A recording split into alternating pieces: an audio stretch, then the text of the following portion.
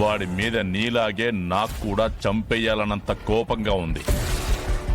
వాడు నేరాలు చేశాడని తెలుసు, వాడి వల్ల పబ్లిక్ ఇబ్బంది పడుతున్నారని తెలుసు.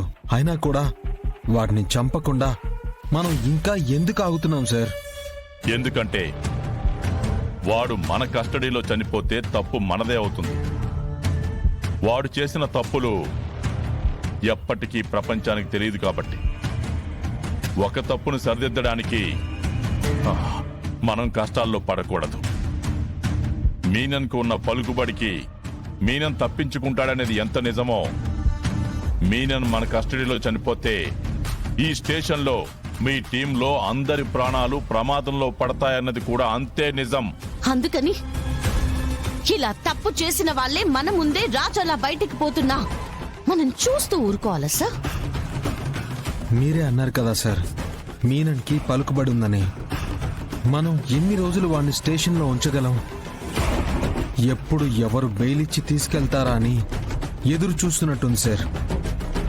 మనం న్యాయం కాపాడడానికి, నిజాన్ని బతికించడానికి పెట్టుకున్న రూల్స్ ఈ మీనన్ లాంటి దుర్మార్గులకు ఉపయోగపడుతున్నా మనం ఇలా చూస్తూ కూర్చోవడం కరెక్ట్ అయితే కాదు సార్. అయితే ఏం చేద్దాం జేడి? ఎన్కౌంటర్ చేద్దాం సార్, ఎన్కౌంటర్ చేద్దాం సార్, ఎన్కౌంటర్ చేద్దాం సార్.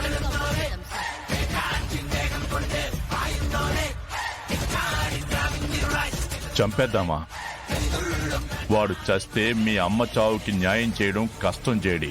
తెలుసు సార్, కానీ మా అమ్మ లాంటి వాళ్ళు మళ్ళీ చావకూడదన్నా, మీనన్ వల్ల ఇంకొకరి ప్రాణాలు పోకూడదు అన్నా మనం మీనన్ని చంపేయాలి సార్, మీనన్ని చంపేయాలి సార్, మీనన్ని చంపేయాలి సార్. మీనన్ లాంటి వాళ్ళు మళ్ళీ సిటీలో పుట్టుకు రావాలన్నా వాళ్ళు జనాల్ని భయపెట్టే ముందు వాళ్ళని పోలీస్ అన్న పేరే భయపెట్టాలి సార్. ఇన్ని రోజులు మీనన్ నేరాలు చేస్తూ పోతుంటే మనం వాటికి సాక్ష్యాలు వెతకాం సార్. కానీ ఇవాళ మనం ఒక అడుగు ముందుకు వేసి ఇంకో నేరం జరగకుండా ఆపుదాం సార్. అయినా మీనన్ మన కస్టడీలో చస్తేనే కదా సార్ మనకి ప్రాబ్లం. మీనన్ని ఇప్పుడు కోర్టుకు తీసుకెళ్లాలి. దారిలో మీనన్ మనుషులు మీనన్ని తప్పించడానికి చూడొచ్చు.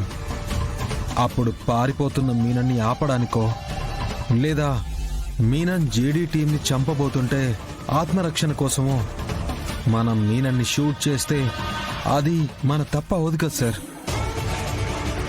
ఈసారి మీనన్ మన దగ్గర నుంచి తప్పించుకుని వెళ్తే